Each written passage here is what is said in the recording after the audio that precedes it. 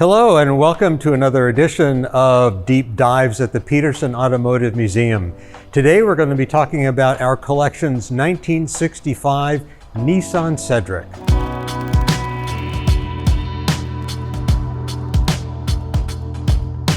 When people think of Japanese cars of the mid-1960s, chances are they don't think about vehicles that are this large. But indeed, Japan was producing medium to large size cars all along for their home market. During the 1960s, they reasoned that the time had come to try selling cars in America that were slightly bigger than what we were already used to seeing from Japan. One of those cars was the Nissan Cedric, a mid-sized car, beautifully designed, that was doing well in Japan and that Nissan thought would be a success in the United States. What Nissan did is divert two Cedrics to Los Angeles. They were part of customer clinics, which was the term in the day for focus groups. The people in these clinics were allowed to give their thoughts about the car, about the performance of the vehicle, about the styling, about its suitability for American road conditions, and desirability on the market. They were also asked to evaluate how they would feel driving one. Because everything is important, not just the look and function of a car, but how it makes you feel, what kind of personal gratification you get driving it. Well, because of its marvelous styling, which was by Pininfarina, the Nissan Cedric already had a lot going for it. It was crisp, it was clean, it was unlike anything ever designed in Detroit up to that time. Picture this next to a 65 Chevy or a 65 Falcon or Rambler. And you can see it was a really lithe, trim vehicle with the minimum amount of chrome, but the right creases in all the right places. Now, unlike a lot of other Japanese cars that may do with 1, 2, or 4 cylinders, the Cedric was a 6-cylinder, which was a lot of cylinders in Japan during the mid-60s. It was a kind of engine that people would associate with Japanese cars, beginning more with the Datsun 240Z and the 260 and the 280 and the subsequent variants of that. Well, apparently the customer clinics did not go as well as Nissan hoped, because the two vehicles that were diverted to the American market turned out to be the only two vehicles of their type that were ever officially imported into America. Now, when the customer clinics were done and they assembled all the information, they compiled it, they decided that the time was not quite right yet for a large-ish Japanese car for the American market. But they didn't send them back to Japan. They kept them locally, right here in Los Angeles.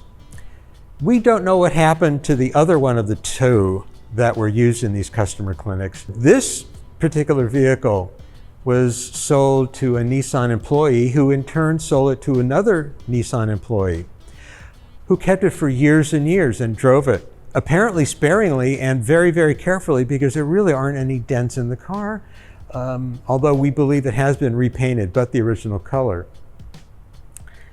After a time, the gentleman got tired of the car. It was to him a used car that he traded back to Nissan for something else. Nissan kept it for a while, but in the days before automobile companies were as appreciative of their histories as they are today, the car kind of languished in a Nissan storage area.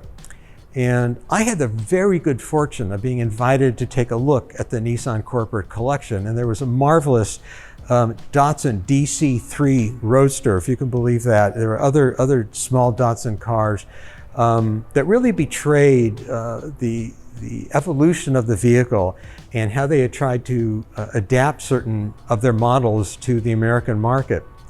But this car was in a location kind of all by itself, and a little bit of inquiry, I find out that they really weren't interested in keeping it. So we asked them, and they generously agreed to donate it as a gift to the Petersen Automotive Museum, one of many such gifts that manufacturers have made since then.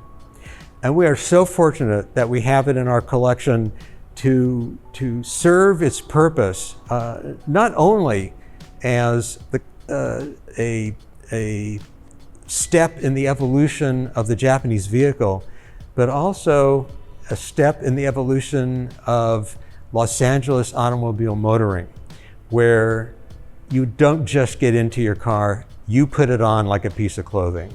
Now, being for the American market, the Cedric was the upscale custom six. It wasn't just any six-cylinder. And it was equipped with a Borg-Warner automatic transmission, and it says BW on the front and BW on the back, so that people get the idea immediately that whoever drove this car paid the extra for that automatic transmission, which is still a bit unusual for European and Asian cars. A look on the inside and you'll find something that's a little bit more plush than you would expect. It's a combination of cloth and vinyl upholstery that has held up remarkably well, considering this car was built in the mid-60s and is going on 60 years of age. Really extraordinary. And also what's amazing about this vehicle too is the fact that all the trim survives. The hubcaps are survived intact. Now, it's not perfect. There is rust, but what we have done is arrest the deterioration so that this car will keep its state of preservation until we can get the resources to bring it back to its as-new appearance so that it can fully serve its purpose as a representative example of Asian motoring, but in America during the 1960s.